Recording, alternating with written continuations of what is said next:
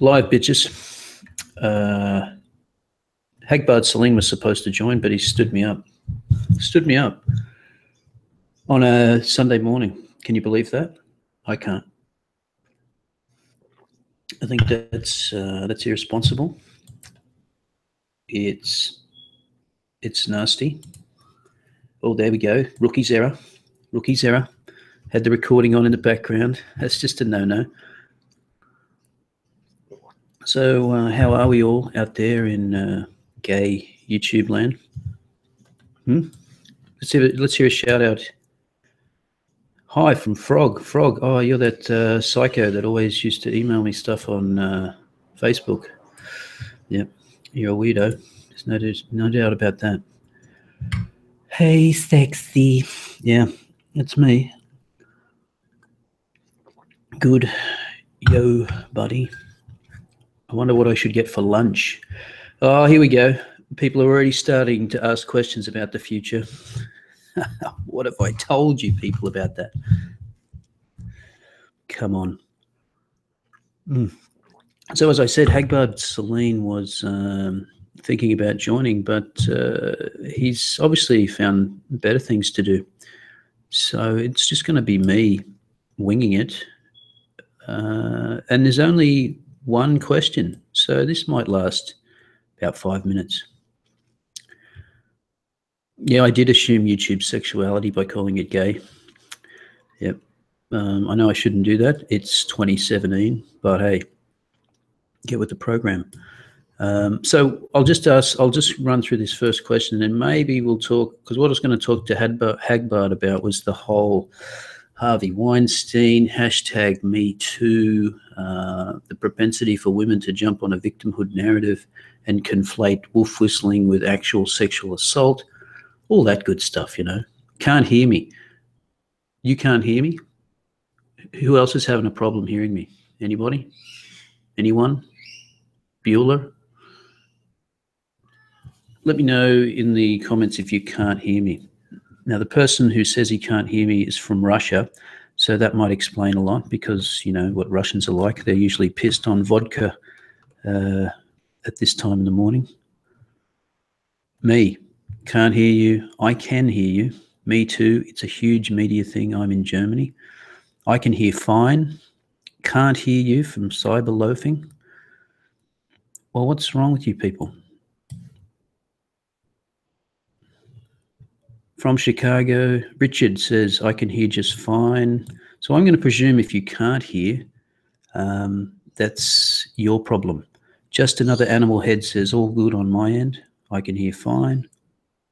Can't hear, says Kaiser. What is it with you fucking Russian and Nazi types? No problems here in Florida. I can hear you just fine, says Roger. Sounds good. Can hear you from Sweden. I hear. So maybe the people who can't hear are just pissed, or they're just trolling. So I'm just going to ignore you. Oh, you can hear now. Oh, yeah. Okay. Yeah. I have a wasp nest in my roof. How can I blame this on Trump? I'm sure you'll find a way. I'm sure if you just ask Hollywood, you can find a way. I still can't. What the fuck? Well, you're Russian, as I said. Being Russian has its limitations, and you should know that by now. Haven't you looked around your country and had a look at what a shithole it is? I mean, that should tell you something. So we'll just proceed without your Russian nonsense. Should I share the screen here? Probably should. I've forgotten how to do that. It's been so long. I should do more of these, shouldn't I?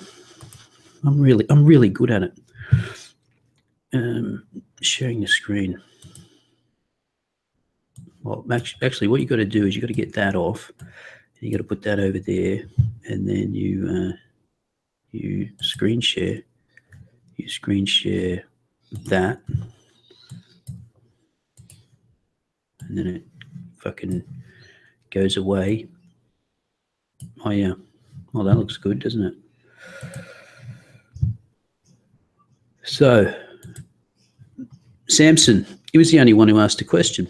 And I think his question was It's interesting, but I think he misunderstood what I said. You mentioned in your last video on the Australian housing market that you like to take economic forecasts with a grain of salt. I realise it's healthy to be sceptical of everything, but what do you feel are the machinations determining forecasts? Look, don't try and use big words if you don't know what they mean, okay? Don't do that. It's not necessary, especially with people like the IMF. So I think what you're alluding to is that there's something nefarious about the IMF or particular bodies that we should not trust them. That's not what I'm saying. What I'm saying is what I always say, which is people who try to predict the future with any type of precision should be, especially in the economics profession. We're not talking about predicting the weather for tomorrow, which is relatively easy. We're talking about predicting growth for a year out, stock market prices for years out. You can't do it. So even when I make videos about stock markets and saying it's overvalued, etc., I never tell you what's going to happen next week, tomorrow, next month, the next 6 months, because I don't know. I'm just giving you the information. I'm saying, look, we're in a danger zone, and maybe it would behoove you to act a little prudently. That's all I'm saying. So yeah, that basically, in the answer to your question, and the IMF, look, you just have to go back through history. I don't think they're a nefarious body. They just get things wrong. They've been wrong a lot. So I don't pay that much attention to them. I would just say that they're about as good as a coin toss.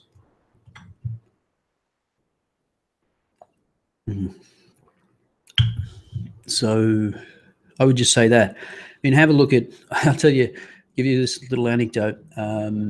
There was a guy, he's still here in Australia. His name is, what's his name? Oh, that helps, doesn't it? I don't even know what his name is. Shane Oliver. Shane Oliver is one of Australia's leading economists. He has been for probably 20 years or more. He works for AMP, I think. We used to. I'm not sure. Anyway, the guy, right before the financial crisis, so we're talking 2007, he was forecasting interest rates in Australia to go up to 7% in the following year, and the All Ordinaries Index to be over 7,000. Now, the All Ordinary Index, 10 years, 11 years later, still hasn't hit 7,000, and interest rates are at 1.5%. This guy got it diametrically wrong, yet he's routinely on the TV telling people about his economics forecasts, and they take him seriously. They think he's wonderful. He's treated like royalty. So being right in economics, at least as far as getting media coverage, is not the same as being good or accurate.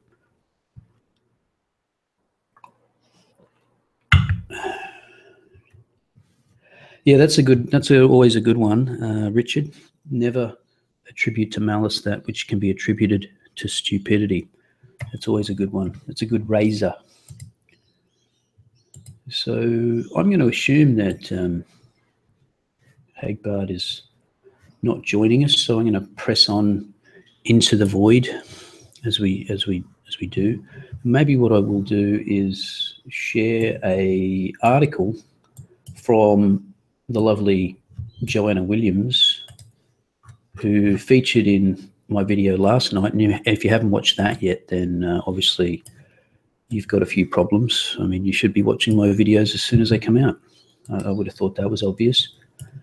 Now, oh yeah, close that. So this is from The Spectator. The Me Too movement reveals feminism's obsession with victimhood. Absolutely it does.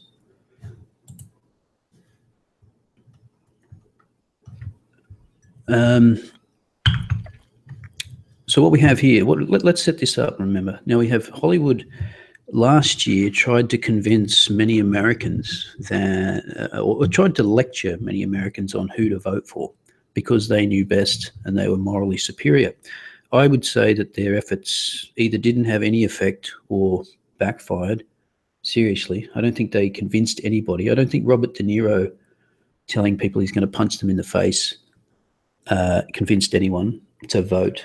against Trump, who wasn't already against Trump. So now we have Harvey Weinstein. Obviously he's a fucking creep wanking off onto plants. I guess to each his own, but that's a bit weird. What else have we got? Oh, Corey Feldman. Corey Feldman is now threatening to he's threatening to expose the pedo ring that we know exists, but sort of all hush hush. But remember, Hollywood elites want to preach to everybody how morally superior they are. So, and I also heard this morning that George Clooney's new film, what's it called? Suburbia something, got widely panned, and it sucks. So I'm calling peak Hollywood. That's what I'm calling. Peak Hollywood. Maybe it's going to go back to, the days of the 1940s and 50s, where if you were like a middle class working man and you brought home an actress, that was just one step up from a whore. Your parents would actually be, really disappointed in you. I don't know. What do we think? What do you think, Peanut Gallery? I'm calling peak Hollywood anyway. I think box office was down, wasn't too good this summer. Not a good range of movies, I didn't think. I did like, that's another thing I could talk about, which was Blade Runner.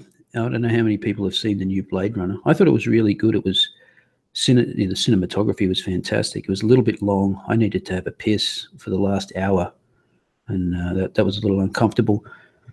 But I thought it was good. But and I might even make a video on this if anyone's interested.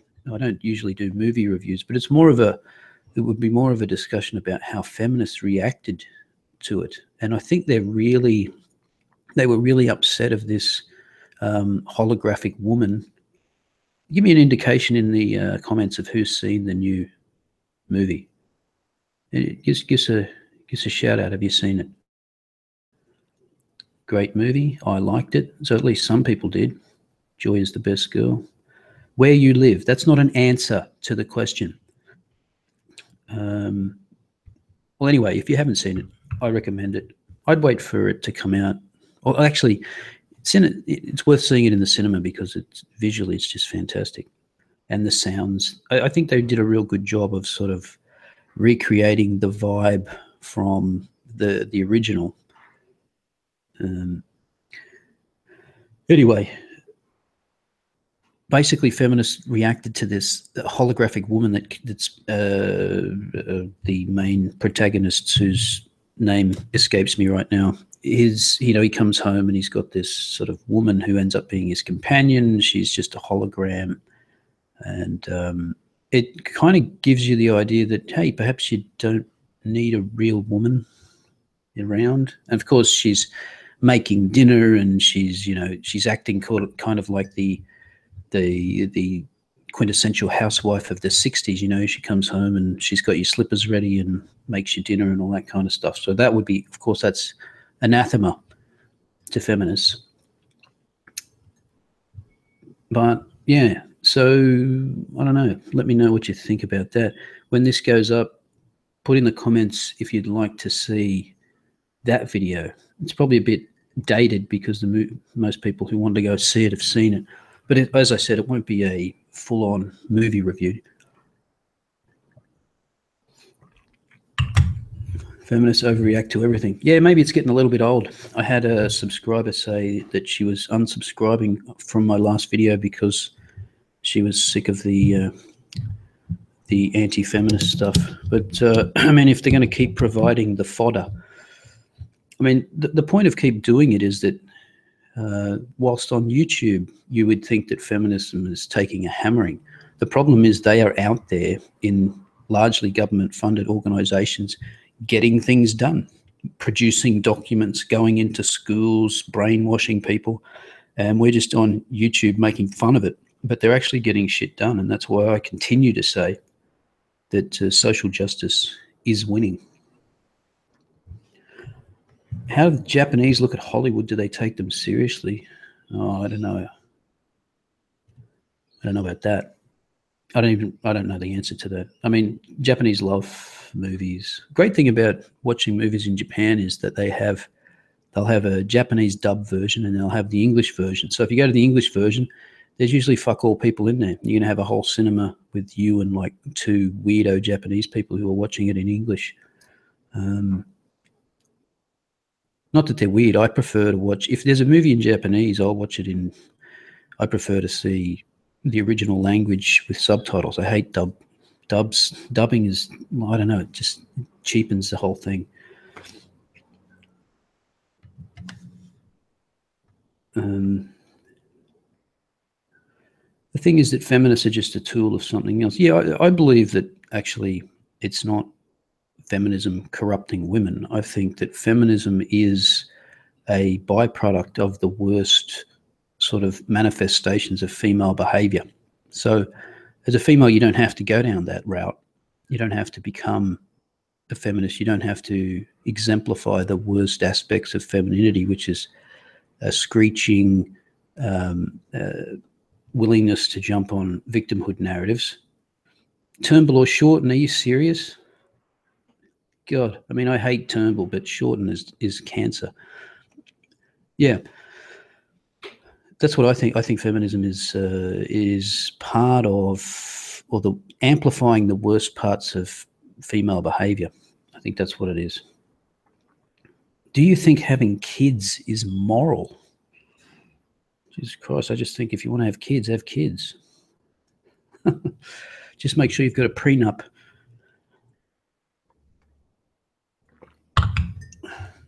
So I've just been ranting on, haven't I? Let's have a look at this. This was, as I said, Joanna Williams. The hashtag #MeToo movement reveals feminism's obsession with victimhood. Now, if you know this hashtag movement, if you don't know, I should say, of course, in the wake of Harvey Weinstein revelations and all those, stunning and brave women that came out and said, "Oh yeah, I knew about Harvey Weinstein 10 years ago. Oh wow, aren't you brave? Thanks for coming out." I think you're part of the problem. You're part of the problem. You could have had Harvey Weinstein out of the way, 10 years ago, but no, you sat on it, didn't you? You were happy to take jobs in return for blowjobs, weren't you? That's what you were doing.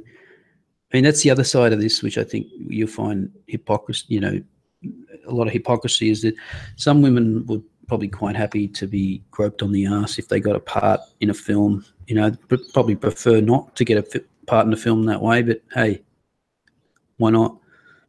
I'll trade that up. That's what I've got. That's what I've got to trade. So, but I mean, there's no denying the guy's a fucking scumbag.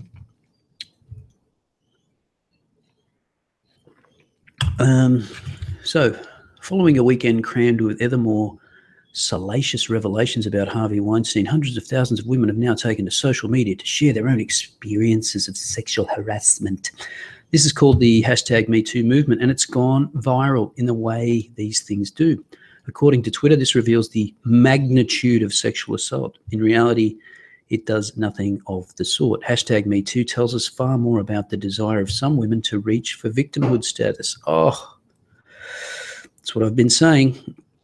The accusations against Weinstein include charges of rape. As such, they deserve to be taken seriously and tried in courts of law rather than by public opinion. But this is the direction that feminists definitely want to take the legal system. You would have, if you watch Diana Davidson's channel, and I thoroughly recommend you do, she talks about this all the time. The attempt to subtly remove, the presumption of innocence, listen and believe. If a woman says she's raped, she got raped. Part of that propaganda campaign is to consistently roll out this, only 2% of women lie about rape, which is absolute fucking bullshit if you've looked into that. Someone just wrote a book.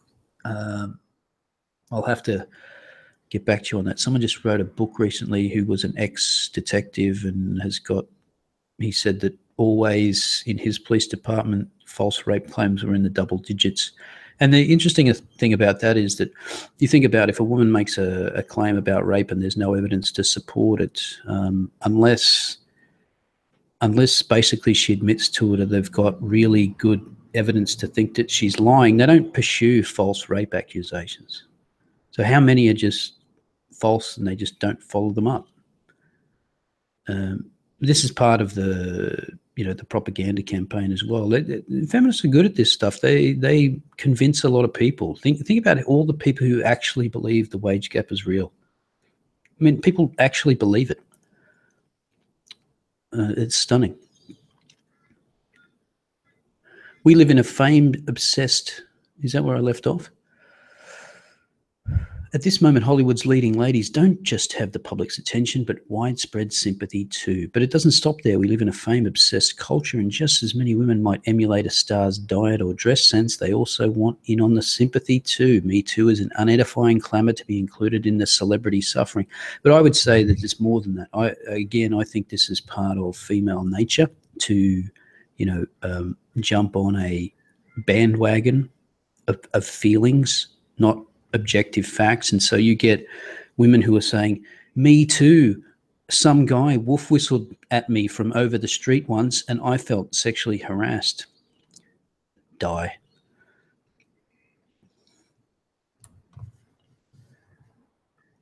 The hashtag Me Too social media revelations blur the boundary between sexual assault and sexual harassment. 140 character reports of having been raped are placed on a par with tweets about name calling, whistling and groping. The hashtag MeToo process helps create a false impression that all men are sexually abusive and simply waiting for an opportunity to assault innocent, defenseless women. And exactly. Now, if you saw my video on, what do I call it? Some kind of the apex fallacy. And if you haven't watched that video, then go and watch it now. Go and watch it now and then watch this later, and then you'll know what I'm talking about, right? Yeah. Anyway, so the apex fallacy, of course, is just to say, women come along and go, look, the top biggest 100 companies, 75% of the CEOs are male. Therefore, men have it good. Oh, yeah, like every man is a CEO. Oh, that stupid Michelle Obama came out once. I made a video called The United States of Whiny Women. And in that, she says something like, oh, come on, guys, if you're on the golf course making deals with each other and excluding women, you shouldn't be doing that. Yeah, how many men drive around on golf courses making deals? Yeah, let's just point to the top 0.01% of men and then blame them. So Harvey Weinstein, of course, is just, he's just an example of toxic masculinity, male entitlement to female bodies, because we're all top producers in Hollywood. Hey, but I guess, if we're not all top producers, but if we were, we'd act just the same, wouldn't we? We'd all be wanking off into pot plants. I know you would. T-Von Dracy. Oh, that's a good one. Is this the Black Lives Matter activism sign-up stream? No, it isn't. Worse, serious crimes are trivialized as the Me Too. Is that where I was up to? I'm just fucking all over the place. The Me Too process helps create a false impression that all men are sexually abusive and simply waiting for an opportunity to assault innocent and defenseless women. Worse, serious crimes are trivialized as the Me Too tweeters who recount some relatively minor experience are equally blessed with retweets, likes, and public endorsements praising their bravery. Oh, God, the female version of bravery. Blurring the boundaries between rape and ever broader definitions of sexual harassment doesn't just trivialize serious offenses, it further inflames a climate of hysteria in which the sexual harassment of women comes to be presented as a routine part of life. Oh, it is. It is. Life for women is presented as a battleground where we are all only one bad joke, one wolf whistle, or one stare away from being assaulted. Now, this is the juicy part. It also creates an impression that being a woman in the 21st century is a living hell. Not only is this false, it is destructive. In 2015, Girl Guiding UK found that 75% of girls and young women said anxiety about potentially experiencing sexual harassment affects their lives in some way. A 2016 survey suggested that 41% of young women expect to face discrimination at work. These young women had not faced harassment or discrimination. Their anxiety was around what might potentially happen to them in the future. If may be the fear of sexual harassment more than the reality that is holding women back today. And why is that? Why is that? Peanut Gallery? You know why, because you all watched my video from last night. You know the reason, don't you? Of course you do.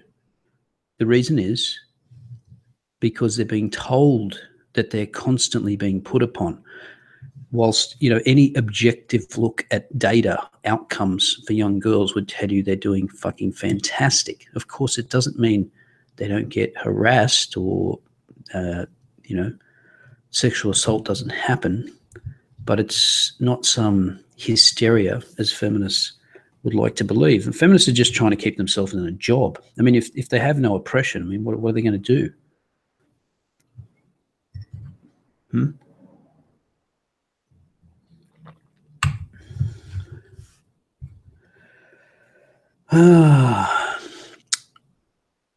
So just think about that.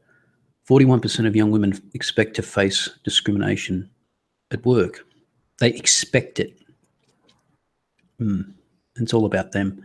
Of course, I mean, let's just look at some basic facts. Girls are doing better across the board at school, going to university, almost 60% in this country. I think it's 58% this year. I think it's higher in the UK, slightly about the same in the US. I think there was a projection done that if the trend continues in the UK, that something like by 2050, 75% of university students will be women.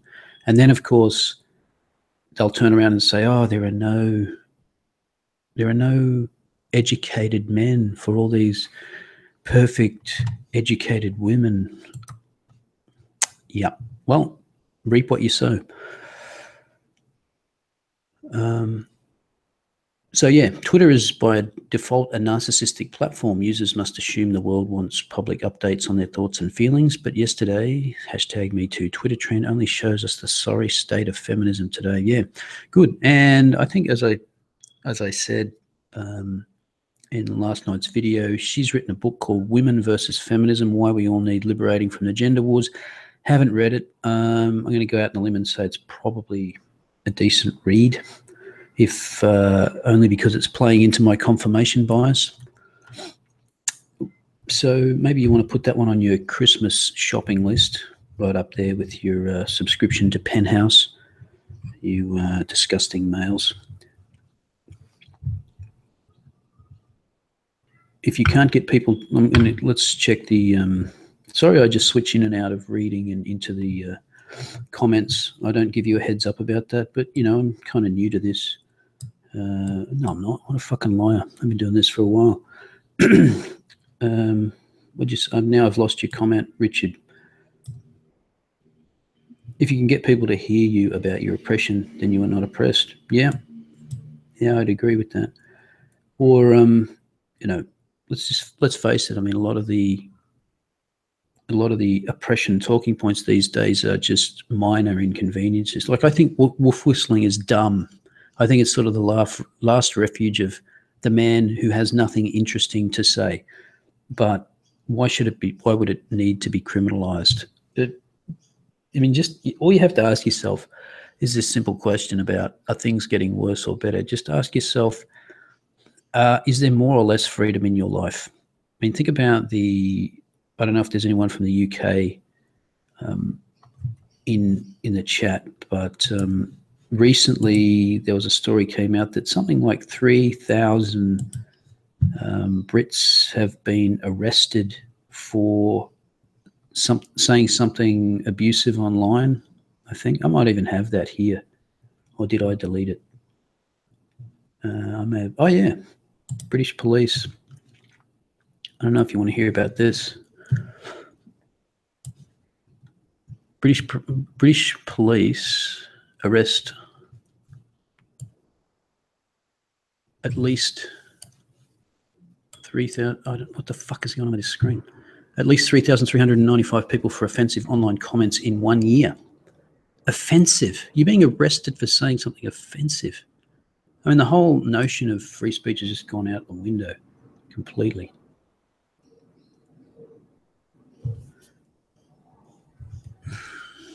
British police forces arrested at least 9 people a day for offensive online comments last year. Figures obtained by the Times through the Freedom of Information Act reveal that 3,395 people across 29 forces were arrested last year under the Section 127 of the Communications Act 2003. I mean, is that not... I mean, that's... God, you're going to update that or what? I mean, that's... it's not pre-internet, but it's pre-social media, pretty much, which makes it illegal to intentionally cause annoyance. Oh, fucking hell. So it's illegal to annoy someone. I mean, that means you have to arrest every single woman in the world. I mean, they're just annoying by default. Cause annoyance, inconvenience, or needless anxiety to another. I mean, seriously, if you can be arrested for causing annoyance, I mean, every feminist should be behind bars. Like now. Maybe we should be turning this... I don't know why I got a problem with my mouse. No, mouse is not a euphemism for penis.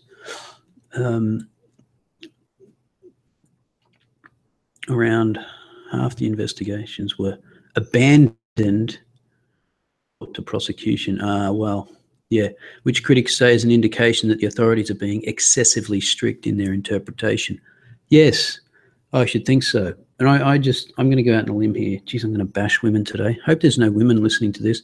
I mean, in my experience, if you go and look at who's bringing new laws around hate crimes against women,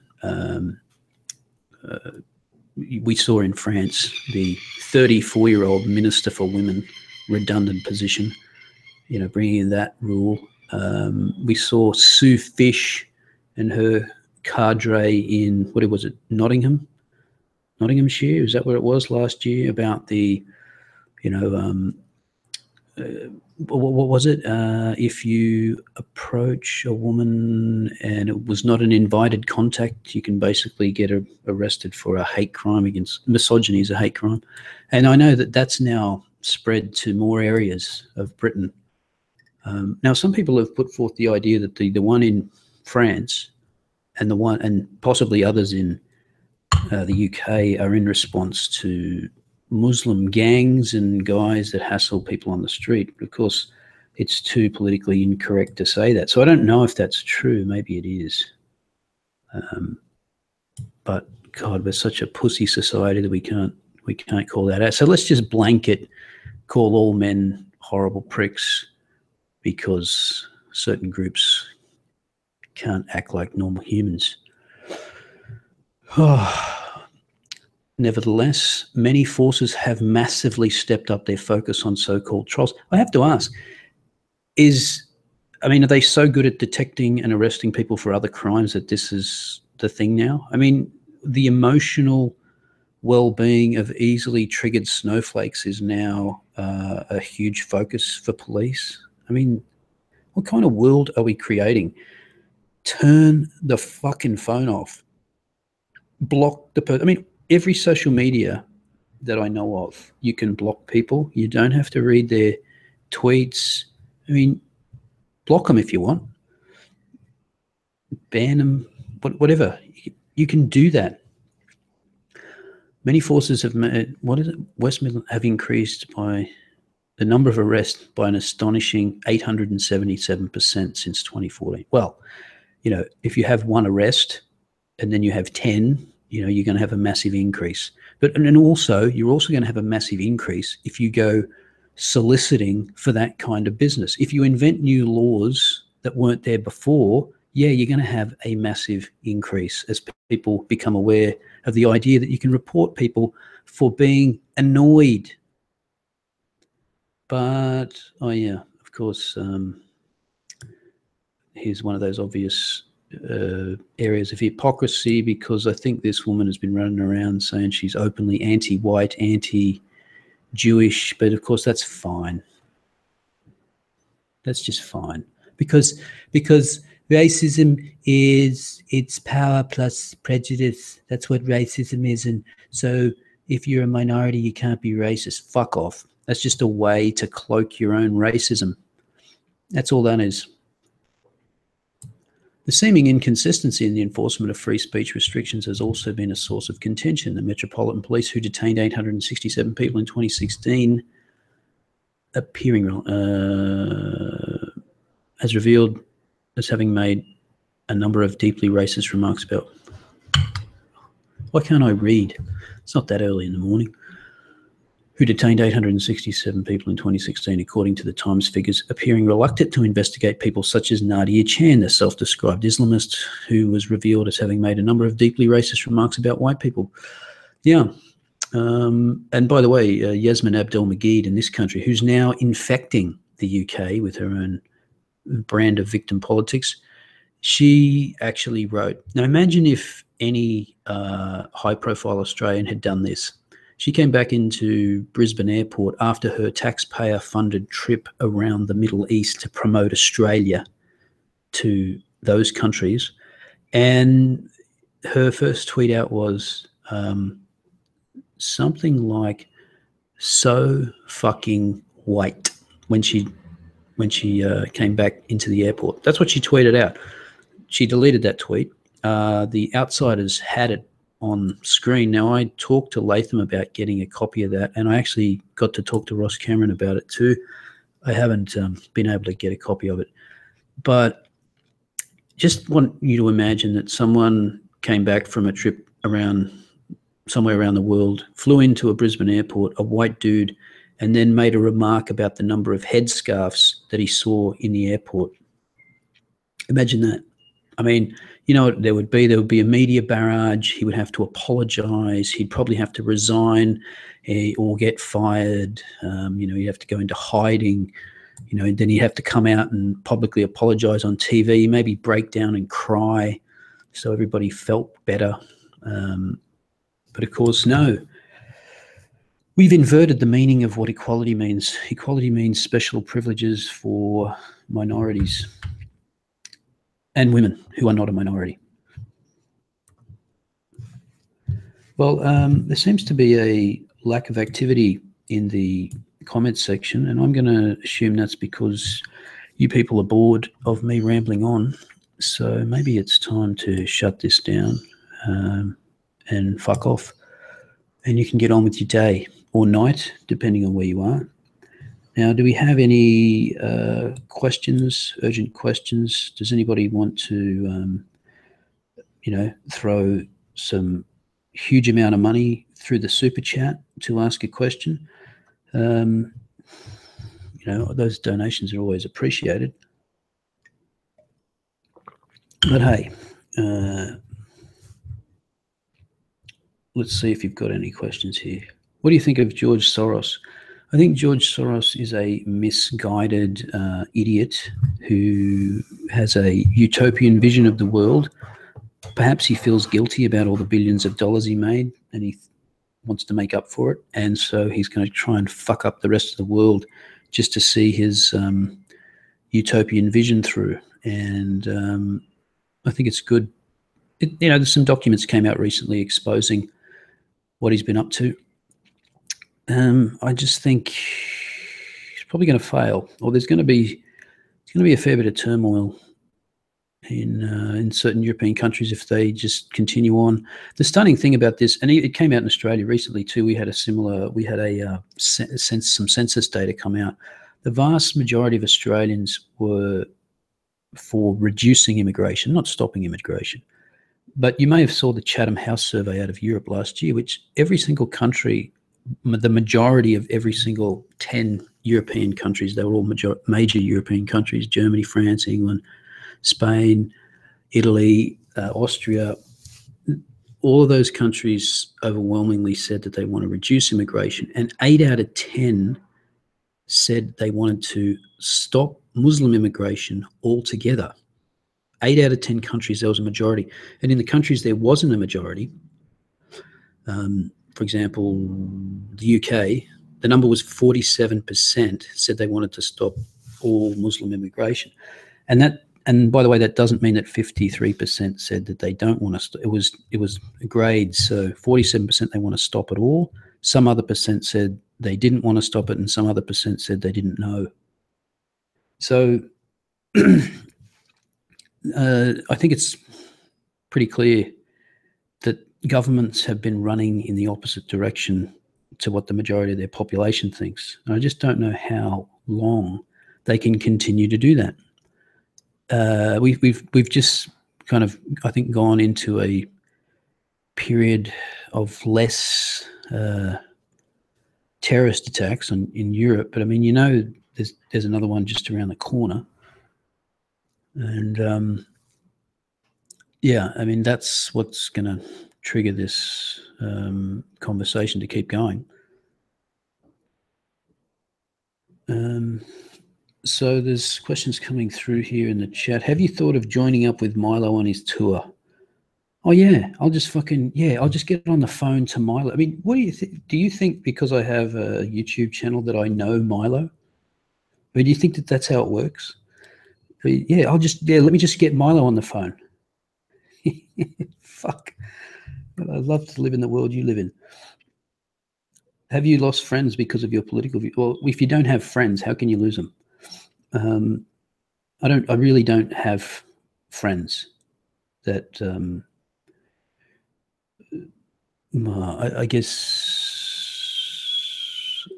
don't have close friends that we talk about that kind of stuff with. All I mean, I've got friends who just are completely oblivious to this stuff. They are worried about paying the mortgage and putting their kids in school, and they just don't pay any attention to it. And I don't bring it up with them because what's the point? I don't want to lecture to people.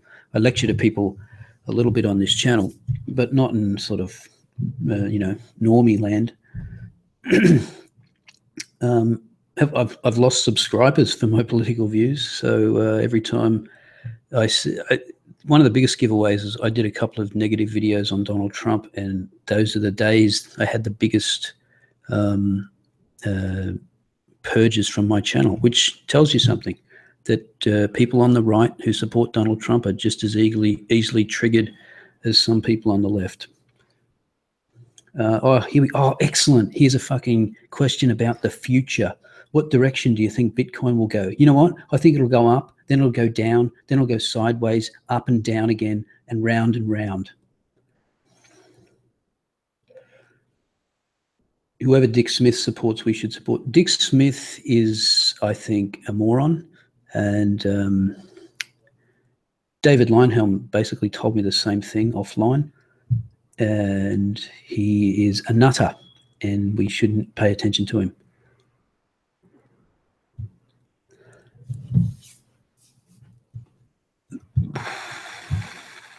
Thoughts on Catalonia? Yeah, haven't been following it. I watched a video of what's his name? Vernaculus was pretty good, sort of, but yeah, haven't been following it.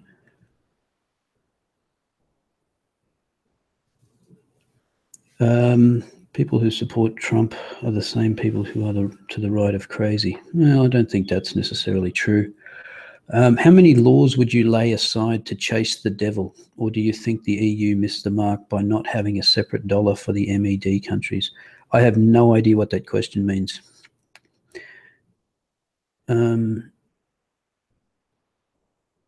I think you might be a good guest on Honey Badger Radio. I think you have to be invited. Opinions on social media. All right, so it looks like we've run out of questions, so maybe it's a good time to wrap it up. Yeah. Any more? Anyone? Bueller? Population growth. Oh, thanks, Dan. Thanks for the donation. I should say Nathan Bond also chipped in there. That's nice of you. Have you watched any Spetsnaz videos? I've watched them all, but he doesn't put any more out, does he? Does he put some out? I thought I was subscribed to him. He sort of went away. I listen to the Honey Badgers sometimes. I think Dr. Randomacam is a laugh. I love his stuff. I got to meet the doctor when he was out here in Australia recently. Nice guy.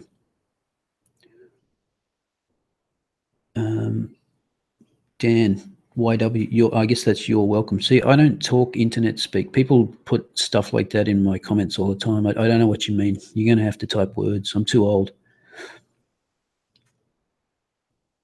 Yeah, I'm sorry. I do like Honey Badger Radio, but they can get boring. Well, it's the same old thing. Yeah. Well, I guess I have to.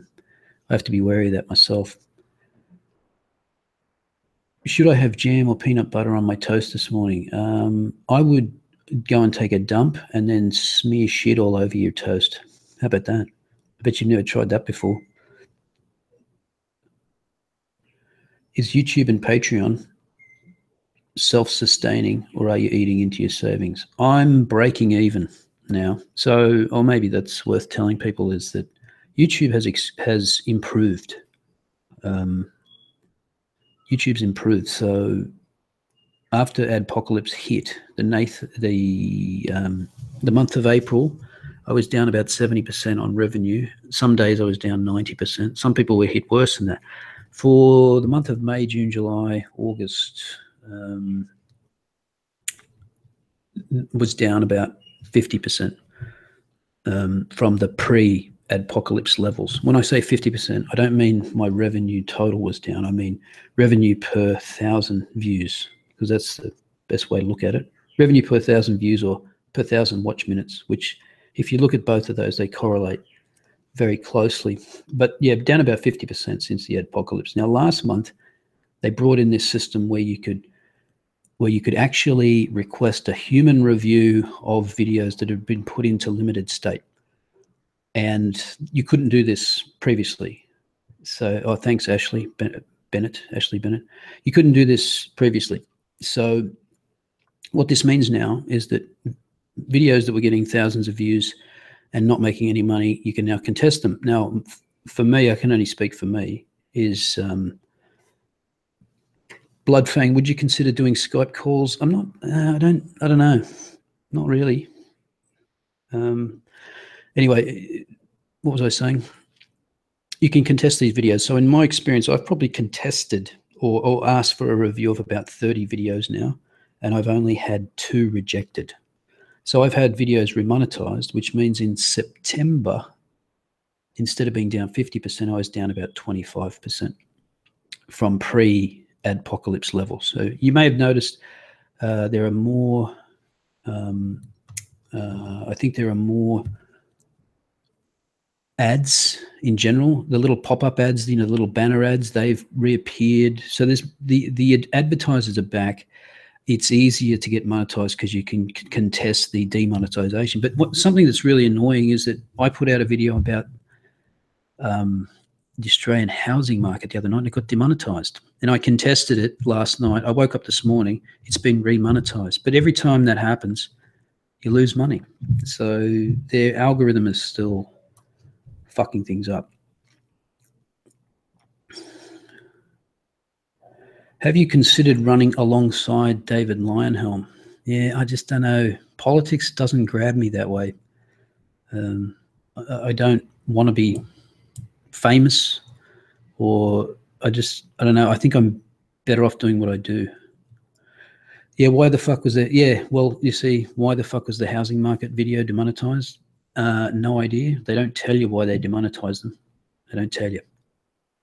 I think what I might do is sometimes the sources that I put in with all the links, that could be a problem. So last night's video got demonetized as soon as I uploaded it. And then I went back, I deleted it, went back and took out the links and put the links in the comments section instead. And that seemed to work. So remember, this is just an algorithm that runs over the top. So, and supposedly this algorithm is learning as it goes.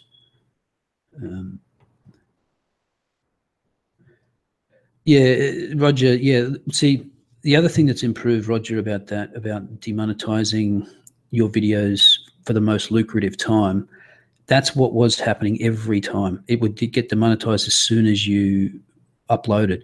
More recently, the algorithm seems to be taking longer. So often what's happening now is I'll get the first 12 hours, which is the best time, but it depends on the video. So the first 12 hours typically might be responsible for anywhere from 2/3 to 75% of the views.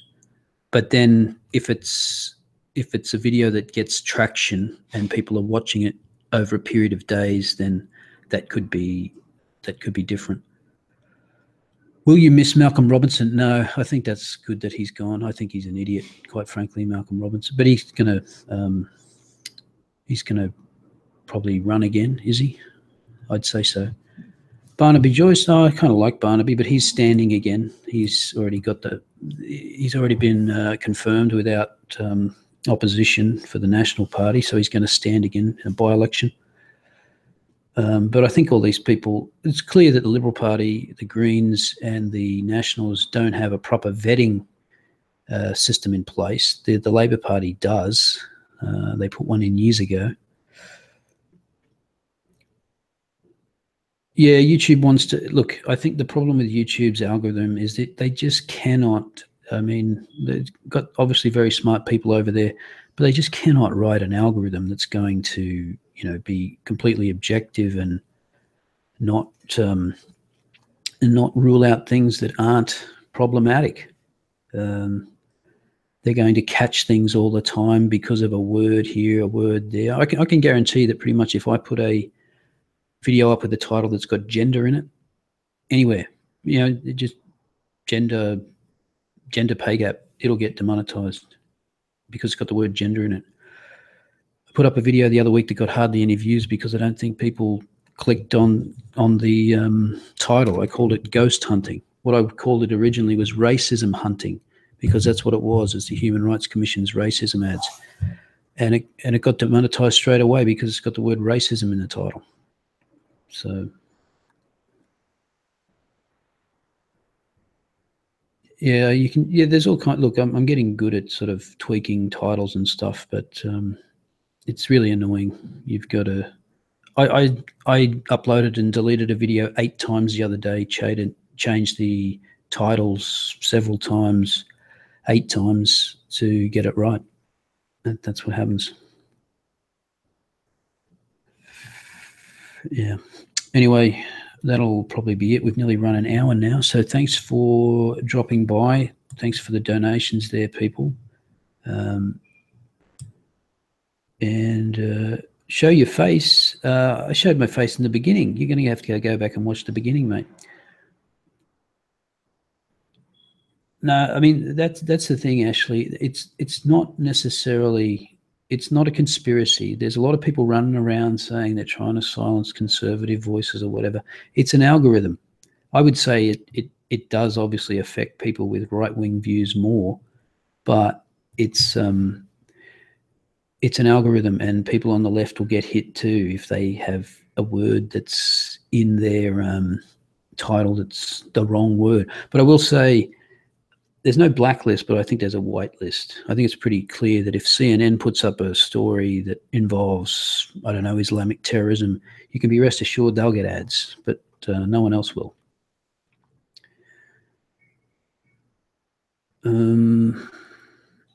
Yeah. All right. I'm out of here. Have a good day, night, afternoon, wherever you are. And I will see you next time.